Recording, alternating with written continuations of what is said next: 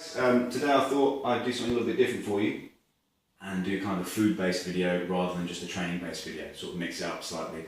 I know a lot of you are on kind of cutting diets. I don't want to use the word cutting because it's not that aggressive, but we're trying to use the diet to help drop body weight whilst doing our strength training. So what I thought I'd do today is show you kind of what you can do with what you've got in the fridge if you haven't necessarily got something that you've gone out specifically and bought for breakfast.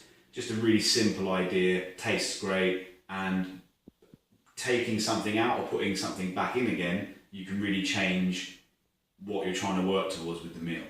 So if we just have a little look here what we've got.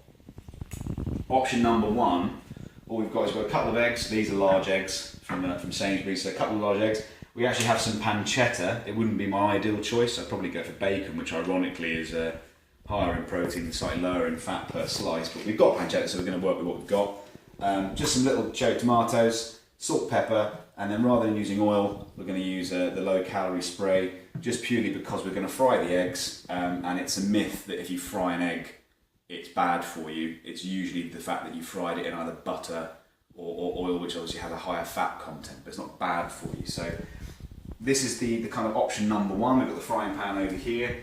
Okay, that's the kind of lower carb or basically no carb option. Okay, if you're trying to lose body fat and you maybe want to save your carbs up for later in the day when you're going to be hungrier, that's not a bad place to start. But if you're actually someone who's trying to gain, maybe you're one of my rugby players and you're trying to get a bit bigger, all we have to do to make this a far more kind of gaining meal is just add in one bagel. It's about 45 grams of carbs based on the size of the bagel. Again, we're going to try and keep the fat content down by using kind of a butter replacement rather than full fat butter. So those are the two options. Okay, all we're going to do is just show you how to kind of start making this. All I really need to do is I'm going to halve these tomatoes. Basically, they're going to go in the pan alongside the eggs, and then we're going to fry the eggs. Nothing needs doing with this, and obviously if we do use the bagel, we're just going to toast it. So get all this done, and then I'll show you when it's in the pan, guys. Okay guys, so we're pretty much done now. All I did was halve up the tomatoes. You could get as many in there as you like. I'm keeping it super real by breaking the eggs as well, because that's going to happen to you, so just get ready for that. Okay, salt and pepper on the eggs, salt and pepper on the tomatoes. Probably about 10 calories worth of spray. I tend to go for it. I really line the whole pan with spray, but obviously you can adjust how much spray you use, but about 10 calories worth of spray in there. Okay, all we're going to do is take this over to here. Whack the tomatoes onto the plate. Okay, we've got our pancetta already waiting. I didn't choose to cook it, but again, you can put that in with the eggs if you'd like to, just to make it a bit hotter. I'm going to serve the eggs up. And there we go. So guys, on that plate right now, we're talking, so the eggs have got about 16 grams of protein in them, about 11 grams of fat. The pancetta, there's a couple of slices on there, that has about 5 grams of protein and about 5-6 grams of fat on there as well.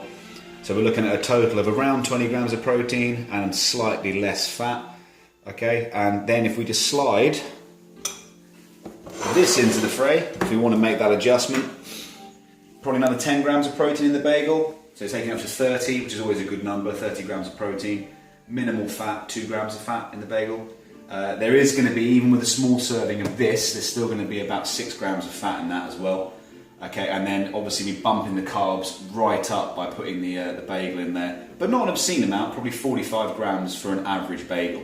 If you add the bagel in, it's actually a very good balanced meal for someone who might be trying to maybe add a bit of lean muscle. If you're really fretting about your carbs, which I don't think many of you will need to be, you can obviously not have the bagel in there. But there you go guys, really simple, took me literally 10 minutes to do, and I used what was in the fridge. So guys, I hope that's useful. Any questions about this, you know where to find me, and I'll give you loads of substitutes to throw in and try out. But give that a go guys, and have a great day. Cheers.